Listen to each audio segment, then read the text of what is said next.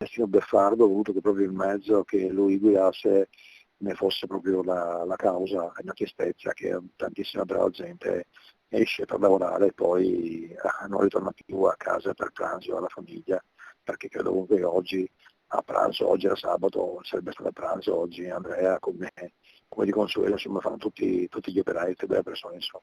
Doveva essere il giorno del riposo della famiglia, per Andrea Toffoli è stato invece l'ultimo giorno. Così il cordoglio del sindaco di Arcade e dell'intera comunità, dove il 48enne era molto noto anche per il suo impegno nell'Avis. L'ennesimo incidente mortale sul lavoro in un anno nero per la marca trevigiana, iniziato poco distante dall'azienda canziana alla cava Mosole, quando il 16 gennaio morì un 31enne sepolto dalla ghiaia.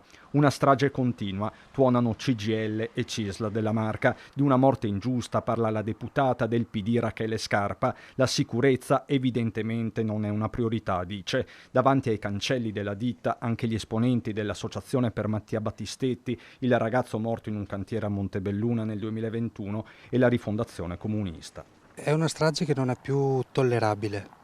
Siamo di fronte a una continua sequela di omicidi sul lavoro, in particolar modo in questo territorio, in particolar modo nelle attività afferenti al ciclo del cemento. Un pensiero innanzitutto a chi ha perso la vita oggi sul posto di lavoro e ai suoi familiari. La seconda cosa che ci viene da dire è esprimere tutta la nostra rabbia e indignazione per quello che continua a succedere.